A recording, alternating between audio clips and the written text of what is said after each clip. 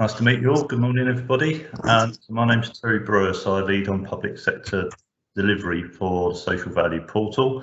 I'm actually very familiar with London boroughs because I used to be head of procurement or director of procurement in Camden, Harrow, Brent, etc. So very well versed in London's issues. I've also got with me today my colleague Neil Matani. Neil, would you like to introduce yourself? Sure. Hopefully you can all see and hear me. Yeah. Great. Nice to see all of you. A lot of familiar names there, including Ali. We as Social Value Portal obviously help local authorities like yourselves, and my role within that is to speak to organizations nationwide who are looking into social value in a bit more detail, to see whether there are any gaps and if relevant, where we might be able to take through those. Thank you for involving me, Terry. Yeah, thanks, Neil. My understanding with regards to Lottie is you're particularly interested in digital poverty at the moment as kind of a theme, if you like, from what we're doing. Is that right? Yeah, that's right, Terry, and how we might tackle or address that and the different things we need to do. Yeah, okay, so what we'll do is I'll just give you a very brief overview of the Social Value Portal, then we'll talk about our measurement system, the national TOMS, which we'll go through in detail, and then we'll just talk about some of the TOMS measures that we've got with regard to digital poverty or digital exclusion, etc., and how they might be used in procurements and other areas to actually try and get more out of bidders to procurements. I'm not going to cover contract management or any of those areas this morning because I don't think it's relevant, but just to say that we do cover that. Great. Well, hopefully you can all see my screen now, and throughout the course of this, Terry will start it before I go into it and present us with a bit of a demo of the portal itself. But we'll hopefully be able to talk you through what our portal provides, as well as which areas of the project you're working on resonates with what we'd be able to capture, and how it would look sort of should those projects have been on the portal, so to speak. Do you want to move on one?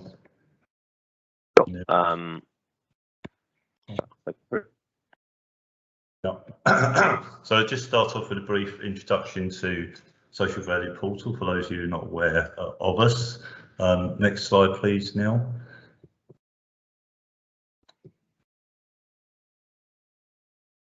So our main claim to fame, I guess, is the National Themes, Outcomes, Measures, or National TOMS measurement system, which is recognised by the Local Government Association and pretty much has become the de facto default measurement system across local government and increasingly central government now. And Neil will talk about that in more detail in just a moment. Importantly, though, our measurement system is linked to a procurement platform so that bidders to local government procurements can submit social value offers in an open, fair and transparent way in accordance with the procurement regulations, and are encouraged through quantity and quality submissions that they require to make to maximise the amount of social value that they're offering to councils. And our portal enables that to be captured and evaluated, as I say, in an open way, so that it's all in accordance with the regs. Going on from there, we're able to do contract management, because one of the, having worked in local government myself, one of the issues that we have is we tend not to have the resources to put into contract management to do it really well. And if you add social value into the mix, then that just adds to those issues. So the portal also provides contract management support, so that councils can track whether bidders have actually delivered what they've promised by way of social value offers. And finally, we're able to do lots of reporting, so we can slice and dice the data we collect in lots of different ways.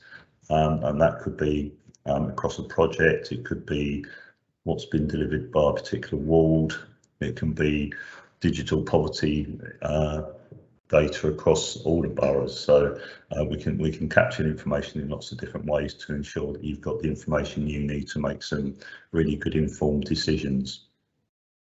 We're currently working with around 90 public sector organisations up and down the country, both mainly local government, but we've also got some central government departments we're working with now, plus housing and universities, so a very broad spectrum of local government. And we're also working very closely with the private sector. Obviously they're keen to understand how public sector is trying to use social value now and ensure they get better bids, but also within their own, they started to be encouraged, particularly I think since the Carillion collapse, they started to be more encouraged to really think about their impact on society, how they evidence that, and are able to report to their shareholders, etc., about what they're doing, and how they're impacting on society and helping society with the work that they do. Next slide, please, Neil. Just a quick overview of social value. So I won't dwell too much on the legal position, but obviously the whole area around social value and procurement commenced with the Social Value Act in 2012, and that's been supplemented in Wales and Scotland with additional legislation in those countries. More recently, the government has published Procurement Policy Note 0620, which really set out the government's view of implementing social value, and now all government contracts over a certain value are required to seek social value at a weighting of 10%. So that has further encouraged a lot of councils who, some who use procurement policy notes as best practice, others don't, but nevertheless it has encouraged a lot of councils to really think about how they ought to be implementing social value. And then with the replacement of the EU procurement regulations to be implemented into UK law in 2023, social value is really written large throughout the new proposed legislation. So it'll become even more important and actually a requirement on councils to seek social value in their procurements. Next slide, please, Neil. Councils are implementing social value across goods, works and services. The Social Value Act only talks about services, but actually councils are using it in all their procurements above a certain threshold. That threshold varies across councils. Most apply to 100k and above, but there are some that seek social value at lower thresholds. But I think the important thing is that weightings in procurement for social value are increasing. So if we'd been having this conversation a couple of years ago, I'd have said 10% was probably a bit racy. But what we're seeing now is 15 and 20% is increasingly becoming the norm for what councils seek by way of social value in their procurements. And what that means is that increasingly social value is becoming a determinant factor in who wins a procurement, and that means companies are really having to take this seriously now and really think about their social value offers and how they're going to meet the needs of councils. So really important now, and that's why we're getting lots of private sector joining social value as well, portal as members, because they recognise that if they don't really take it seriously, they're going to lose out on lots of tenders. So increasingly important. And some of the benefits we're seeing, so councils are getting better value for money now, because rather than that public pound simply going on the project or the contractual requirement they've gone out for, you're actually getting services and benefits over and above the core service, and that's been focused on areas such as local spend. So companies now are very much aware that councils are really keen to have spend with local suppliers, particularly SMEs and VCSEs, and they're really focusing their efforts on making sure they work closely with those local companies. It's also increasing opportunities for disadvantaged people, promoting social mobility by ensuring by giving more opportunities and giving them jobs, promoting a responsible supply chain, leading to greener cities because a lot of emphasis on environment, and obviously a lot of councils now declaring climate emergencies. The TOMs are really important for encouraging companies to think about, from an environmental point of view, how they can help councils get to those targets that have been set for environmental benefits, and it's helping with more resilient communities as a result, particularly coming out of COVID, and helping to communities to recover from that, helping to grow, to providing greater innovation in terms of what can be delivered by way of social value and how can that help communities. And on average, what we see is that we're seeing plus 20% additionality for every pound spent. So in other words, if a council spends £100,000 on a contract, you can expect to see £20,000 worth of social value being delivered as part of that. It's slightly more in some areas, some categories such as construction, bit less on some areas such as commodities, if you go for a stationary contract, for example, but overall we're seeing that plus 20%, and given that local government is estimated to spend some £40 billion on services, goods and services every year, 20% on 40 billion is a very large sum that can be put back into communities. So I think I'll hand over to you now, Neil, just to talk about how we measure social value. Sure. Yeah, just to touch on that last point of the figure itself, it's actually around 25% on average now, additionality. The reason I've left it in there is to show just how far we've come. So it would be easy to have this perception that while we've grown as an organisation and had lots of projects through, the average might have dropped, but we are seeing organisations, especially the ones who came on board maybe relatively early on, continue to drive this up and up. So as Terry was saying, with the percentages, we have seen an increase in people are targeting and delivering on more social value at the minute.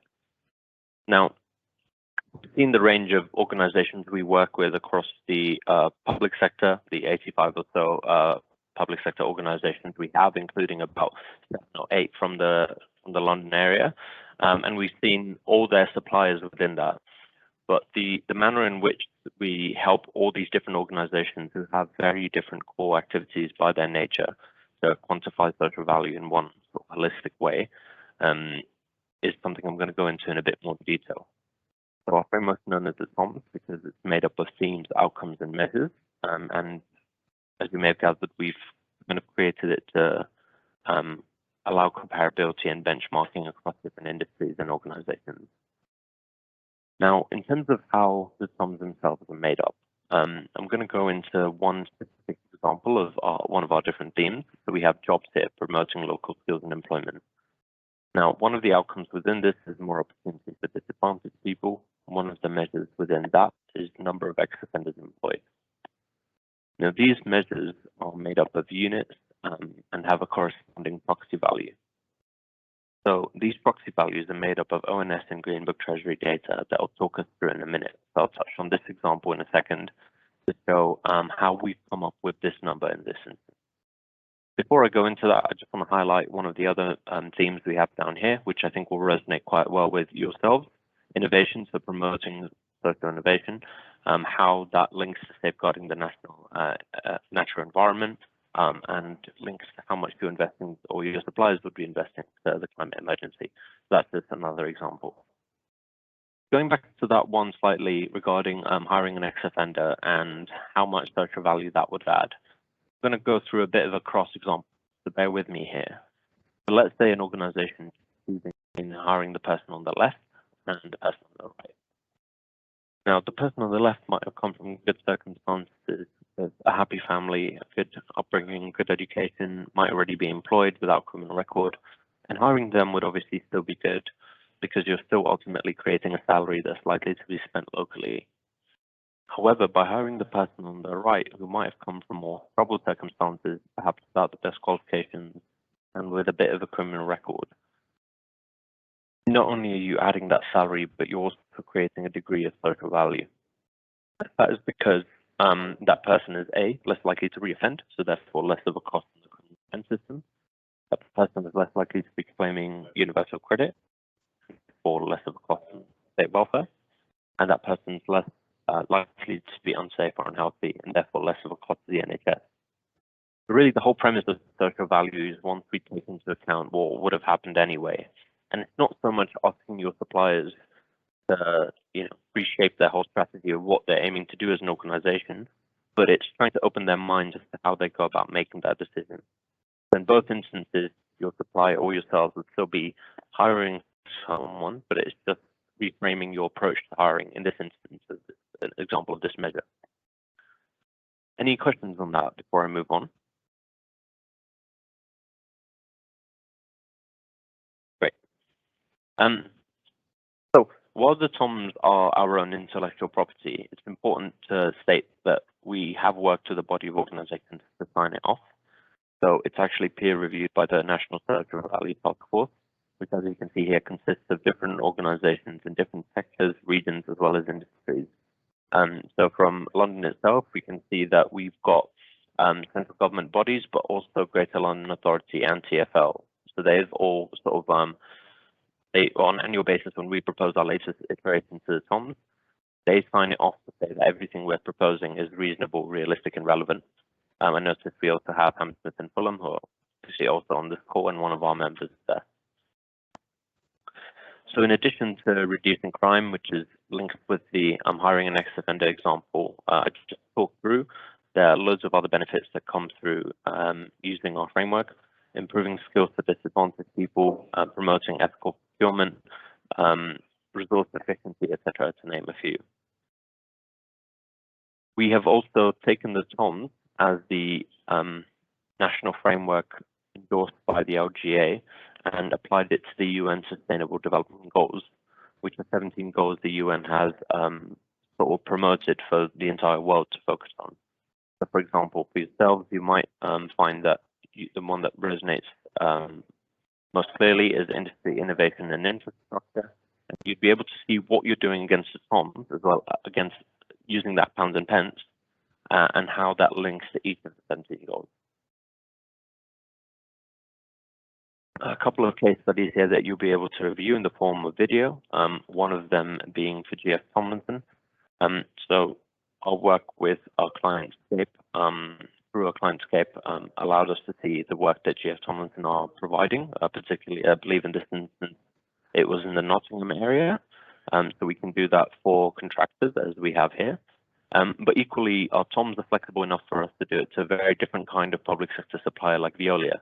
So Veolia were revamping a old statue near a church in Birmingham City, and they changed it into a community garden. So where GF Tomlinson's policies were much more focused on hiring local people, etc., here it is more focused on donations to food banks. But it goes to show just the scale and scope of what we are able to capture at Social Value Portal, and how we can help organizations regardless of the sector they fall in, or councils regardless of their priorities within their geographic area. Obviously great to do all the good work, but equally important to show that we can help you report on it. So we can create annual social value reports. We can link it. In fact, I'll zoom in a little bit, but we can show you the figures of what you've created and your suppliers have created. So the amount of full-time employees hired, what percentage of employees on the site are local, how much has been spent, donating and helping small businesses or tackle technology and the access to that. But also we can link it to the UN Sustainable Development Goals if needed. So we can create annual reports, but our system in general, as part of our core service, will also create reports on a quarterly basis and at the end of a project. In terms of an example of our annual report, which is an additional service, you can see here for Hammersmith, 245 Hammersmith Road for our client Legal in General in the Hammersmith and Fulham area. This is what was achieved. So you can see how much local economic value, how much environmental value, etc. This is another example for a client of ours, Cape. In this instance, you can see how much social value is generated, by each of their different suppliers and each of the different measures that fits into their TOMs. We also have resources from the National Social Value Task Force that you will be able to access, and I can go into a demonstration of the portal in a minute. Before I do that, I'll just pass over to Terry to talk us through some of the measures within the TOMs that fit in with the digital sector and your priorities of alleviating poverty most relevantly. Yeah, thanks, Neil. So one of the issues we picked up in Social Value Portal was from the digital sector. So typically that sector works through a lot of resellers who are providing software, etc., and services remotely. And there was some debate about how best can those companies provide social value to councils. So we produced a guidance which I think Gent has shared with you in terms of how they might do that, and these are some of the TOMS measures that might be used to assist with this. So either through business advice, career mentoring, donations, training and volunteering. Also we have some innovation measures as well, so they can provide different social value. And just give an example, because I also work for London Grid for Learning, which provides broadband services to 3,000 schools. And with that hat on, a council outside of London to whom we were bidding asked for social value as part of their procurements. And what we were able to provide was, as part of that, were some Neverware licenses. I don't know if you're aware of Neverware licenses, but what they do is they convert any old laptop into a Chromebook. So it's actually quite a cheap way of recycling laptops, which is a good thing in its own right, of course, from an environmental point of view, but also recycling them so that they can be allocated disadvantaged children. They operate completely as a Chromebook after that. But we also offered some devices and to sponsor a Young Digital Entrepreneur of the Year award in that particular council area to encourage youngsters to really think about a career in digital. So those are some sorts of things that the TOMS measures can help drive through companies to ensure that you're helping to alleviate digital poverty, etc. And it's not just about devices, it is of course also about connectivity, because it's great having a device, but if you can't actually get access to the internet in the first place, then they're not much use. So it's taking that whole wrap and trying to make sure that companies can help with that.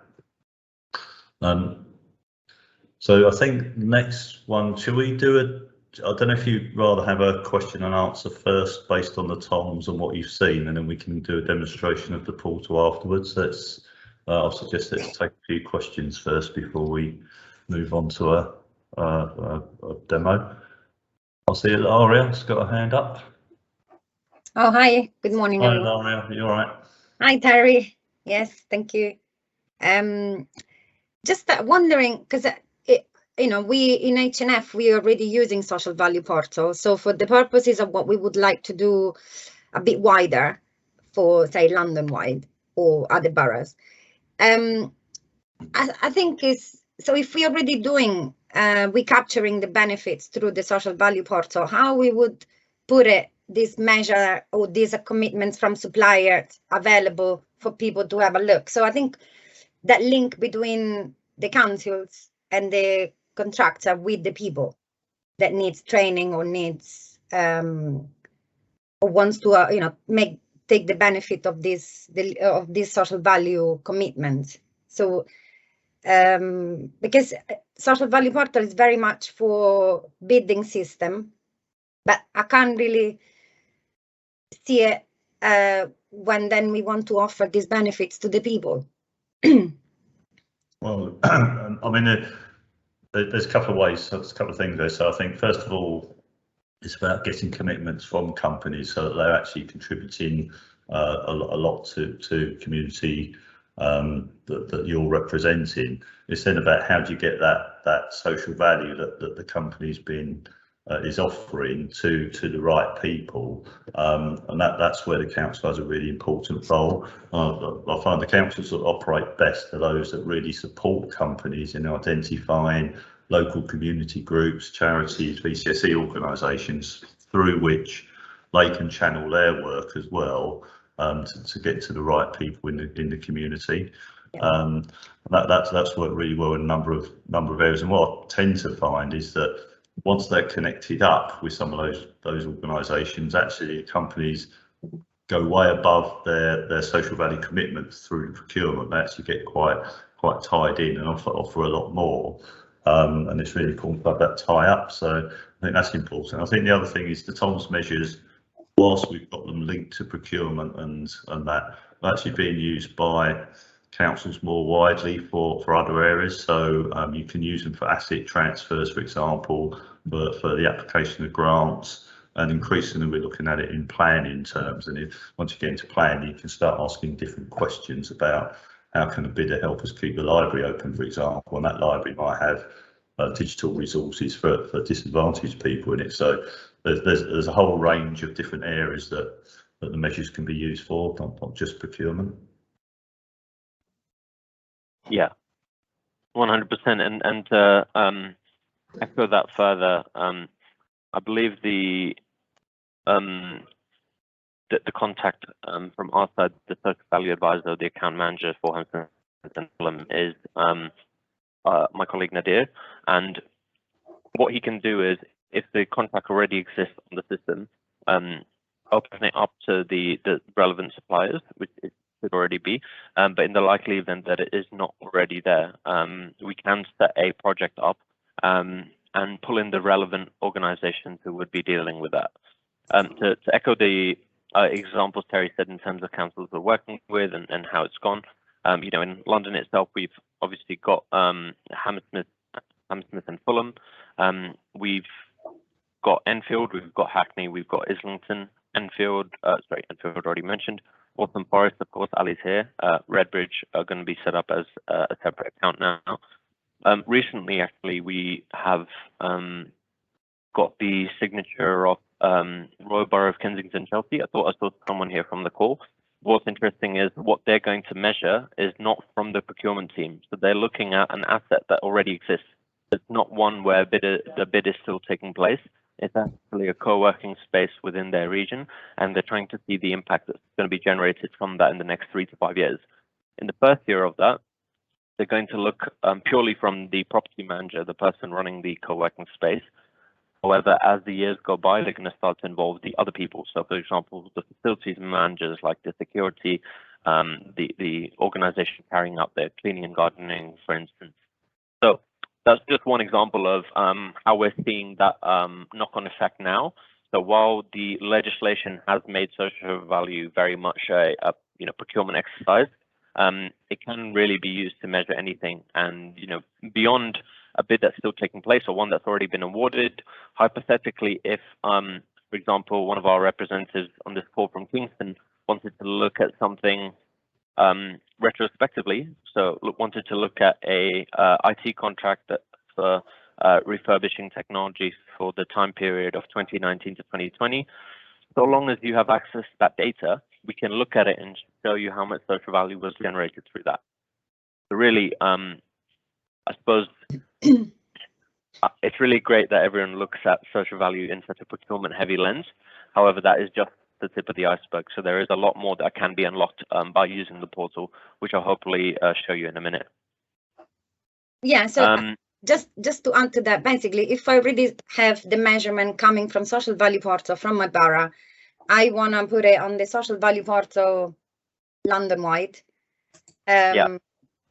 And then we would have to, from the measure that we get from all other boroughs, then we would have to do that kind of engagement that I already do in my role. That's what I do. I liaise with contractor to make sure that they're giving us commitments that they are needed in the community.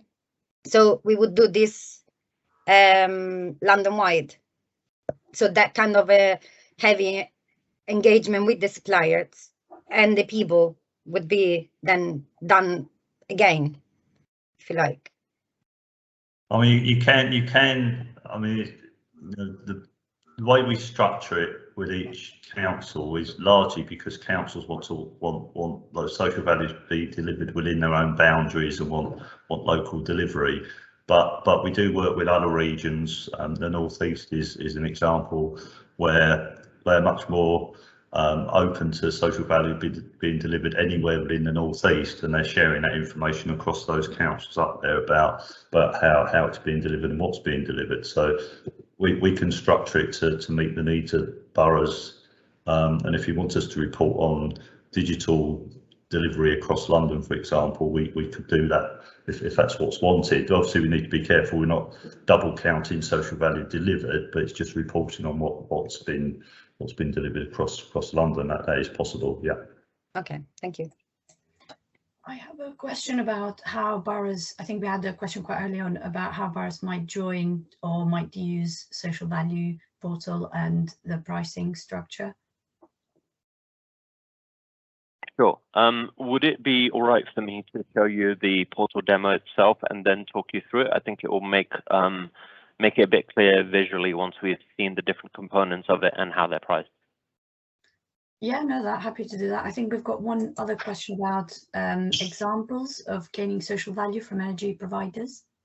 Yeah, I was just typing a response to that.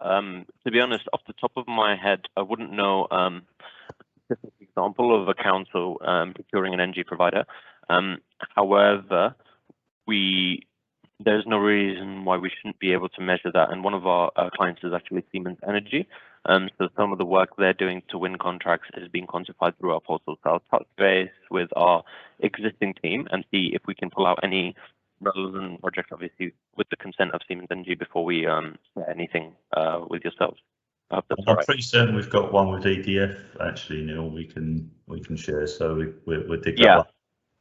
We have a video with EDF that we worked on quite a while ago with them. I think it was via someone else that we worked on it, so that might be the most relevant example. However, they are in conversations with us now in terms of quantifying their other work. So there'll be even more to share going forward, but I'll look into what we have at the moment. Thank you. That's helpful. Thanks. No worries. Mercedes mentioned on the chat that you want to pick this up and have more of a conversation with us, which actually reminds me that just yesterday, Terry and I were speaking about a report that we saw for the GLA, where they worked Borough of Merton to quantify some of their work.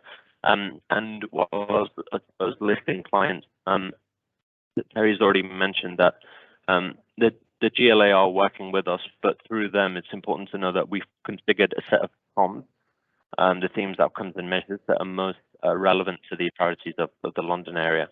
So we'd be able to, look at our work there and see how it applies to different areas. Now, in terms of portal membership and our core service itself, and how these different councils that we're working with use it, it's an online solution hosted through Salesforce, as you can see here. And for those of you or for your colleagues who haven't looked into social value or are looking into it after a long time, you can see that we've got resources here such as what social value is, the national TOMs, case studies of our previous work, etc. Now, as I log into the portal itself, we'll be able to see how it looks and how organizations use it.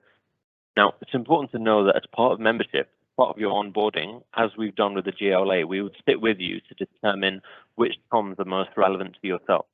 So we would configure the overall set of TOMs to a much more narrowed down version for each borough that we work with. Following that, we would set up an account, which I'll show you in a minute. We'd create reporting dashboards that I'll show you in a minute. But crucially, you would all have access to your own social value advisor or account manager, who would be your day-to-day point of contact and would be able to answer the one-off technical questions from your suppliers as well. So there are two elements to this. The first one is reporting and how the outputs look. And the second bit is the inputs and how easy it is for your suppliers to enter the data in the first place. So you can see the account headlines here. I can see for a council the delivered social and local economic value, as well as the committed social and local economic value that targets behind that. Crucially, we can break this down by local economic value and what's being done in the immediate area of your council, as well as wider social value and what's being done more holistically. You can see as a percentage how much of your commitments have been delivered. You can see the number of live projects. You can see the total contract value, so across all your different projects, how much is being spent. And crucially, that figure of additionality can be shown here. So again, for a London council that are spending 200 million a year on annual procurement, with that 25% figure, we are saying that you can spend the same amount and create an additional 50 million in social value. Now, in addition to membership, our other core service is projects, which are the social value records required to make use of the system. We have three kinds of projects. We have bid, where the bid or tender is still taking place and is yet to be awarded. So that's the example we touched on with Hammersmith and Fulham. We have managed, where the bid or tender has already been awarded and is now focusing on delivery. So the bidders have entered their targets and won the contract, but they need to be obligated to show how they're faring against that. And then we have measure, which is a bit more flexible and can be used to look at something retrospectively. I'll touch on this towards the end of the call, but the project fees are typically passed on to the winning bidder. So most councils we work with choose to pass this down onto the winning bidder. We have the account hierarchy, which is a nice way of saying how the account is set up. You can see here that some private organizations choose to do it on the basis of department. However, what we see in local authorities tends to be something like this, whereby one person, maybe the head of procurement, has access to the master account. There's a sub account for different categories, and people have access to these different accounts. And it's configured to them, their role, and what data they should be able to access. There is a cost associated, Jane, which I'll talk you through towards the end when it comes to this portal. This is our full in-depth version. However, we do also have a free link for organizations perhaps earlier on in the journey who want to have a feel for it before committing. So we also have our dashboard tab, which can also be configured. So any borough could come in any time and have a quick snapshot of a view as to how they're doing against apprenticeships, against community support, against carbon reduction, against career support sessions. You'll be able to see that as a RAG rating or percentage, as well as the specific number of weeks, units, and a pounds and pence figure here. You can also add bespoke KPIs. So these are things that you want to quantify, but that don't necessarily have specific TOMS measures. So common examples are employees provided access to wellbeing programs, EDI training, trees planted on site, etc. You can also see your different contracts here in terms of the contract value or price spent on them, the actual social value delivery, and the targeted social value. You'd also be able to compare your different suppliers. So you'd be able to see different cards populated here as to how much each supplier has targeted in terms of social value, how many projects they have on the system, and how much of those targets they've delivered on. I'll flick through the global goals very quickly because it's a more popular option and it's an additional feature that's usually taken up by our private sector clients, just to show you here that you can report against the Sustainable Development Goals. And crucially, we've also got the locations tab, which is in fact a heat map of social value. So for example, by coming in here, I can look at the key as to what these colors mean. I can flick between targeted social value and actual social value delivery. But what's interesting is, as I zoom in, not only can I see the projects that apply or contracts that apply to each of these regions, but I can zoom in and not only see it by city basis, but I can drill into it on a ward by ward or borough by borough level as well. So I can see that this project is doing a lot of good work in Lambeth. This is what was committed. This is what was delivered.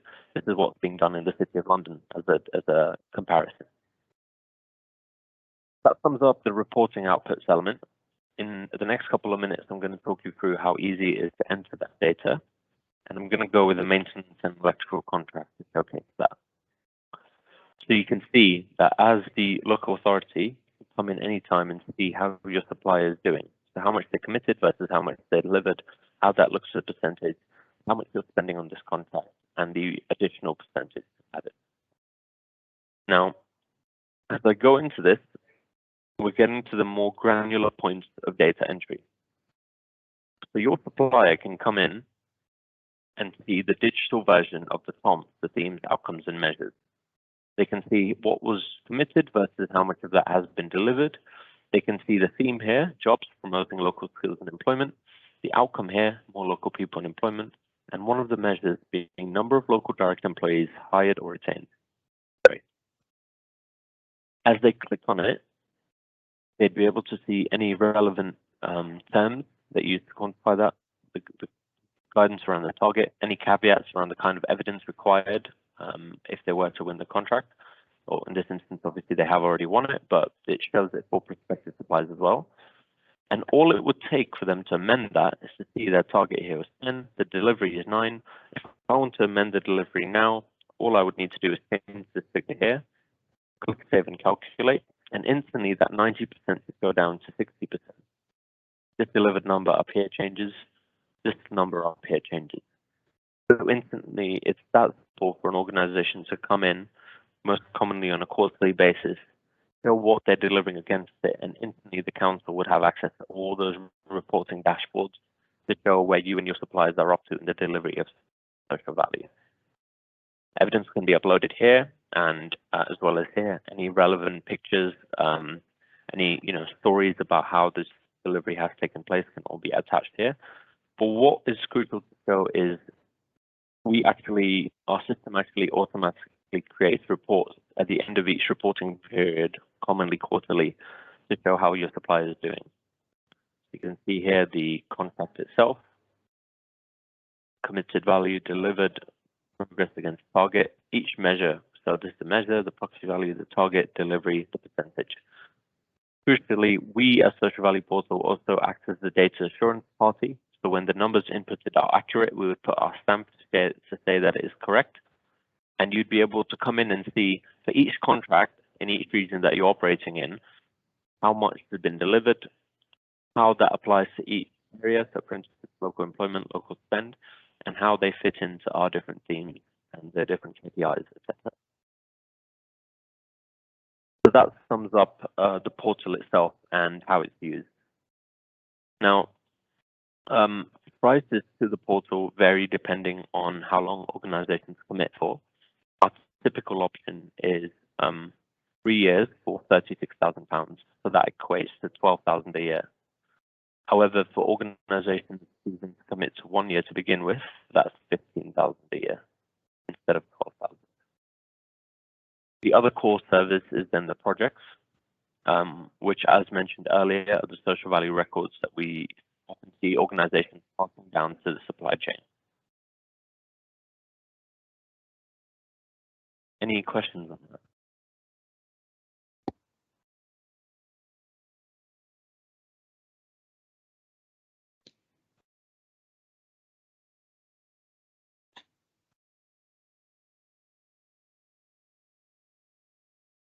Stunned in silence. No, it was very, very helpful. So Neil, the other part of the question Jane asked was, how do buyers sign up? Presumably on your website there are links and things like that. Sure. I'll actually include the free link to have a play around with it now. However, the typical way for a sign up is usually by engaging with us. The how best to go about it. So, for example, some organizations will prefer doing it via G-Cloud. Others might have different procedures in terms of signing up, but the step within that is to see who are the relevant people within the council who need to sign this off. From there, we would sit with you to kind of determine what your priorities are as members of the portal, so what you're looking to achieve, and how we can set you up to succeed, to put all the ducks in a row. What kind of procurements will you be measuring? What kind of priorities are there with each of the different councils, and how can we configure the TOMs to yourselves? That typically takes part of the onboarding, and really, after, to be honest, the main teething period of input and engagement is the onboarding, because in those 6 to 8 weeks, we would really aim to set the foundations up for you to succeed, so that any procurement that you do want to evaluate social value in, we can help with. We typically also get involved with the evaluation piece of your different suppliers, as well as the contract management piece, to ensure that those suppliers deliver on it. But we can be flexible to councils that want to manage that themselves. So in short, it's quite a rigorous onboarding process that takes 6 to 8 weeks from sign off to, I would say, having the first procurement put through the portal.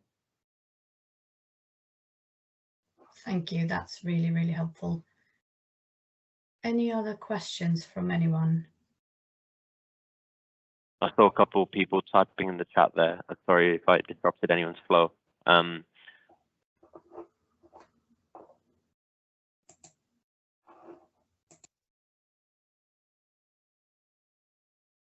Lucy.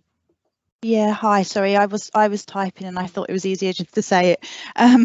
If you are running a procurement through another portal, so for example, if you were going out using one of the Crown Commercial Services frameworks, could you then just direct people that were bidding to the social value portal just for that aspect of their bid? So can you kind of use two in parallel? Does that make sense? Yeah, no, it does make sense. So we have a tie-up with a portal system where it is all linked up, but not with the Crown Commercial Service Jagger system. But there are councils who input both into 2 sets of portals at one time. So, and it works perfectly fine. It's not. It's all it means is that you need to tell bidders they need to sign into 2 portals, one to submit their social value element, one to submit their quality price against the core contract, and then once we set our portal to close at the same time as the main portal, and then if you want us to do the evaluation, we do the evaluation or send the information across to you. So that you have everything you need to complete your evaluation in the council. So slightly long-winded way, Lucy, of saying, yeah, that's fine. Great, thank you. That's really helpful.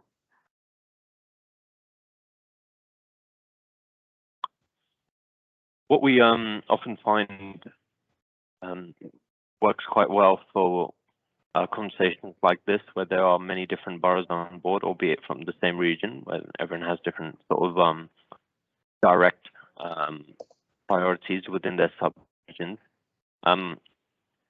is to take any conversations offline once everyone's had a time to review the content, digest it. I appreciate that we have thrown a lot of information at you, and it would be unfair to demand everyone to get to grips with it immediately and have their questions. But should any of you be interested in perhaps a conversation that's more tailored to your borough, your suppliers, the kind of work you're doing, Terry and I would be happy to have that set up, and our email addresses are, well, Terry's will be on the slides that we send across, and mine is on the chat as well. So Pierre, very good question there. I don't see why not, in short. So for the most part, we say that social value can be or should be measured in most contracts over the amount of 100,000 or so. And I assume that contract would be. So there is no reason why we can't track that to see your different suppliers like Community Fibre, Hyperoptic, and Virgin Media, and their commitments to your priorities if they were to win that contract. And obviously, should they win the contract, they would be obligated to deliver on that and show how they're delivering against those commitments. So yes, it would be suitable for sure.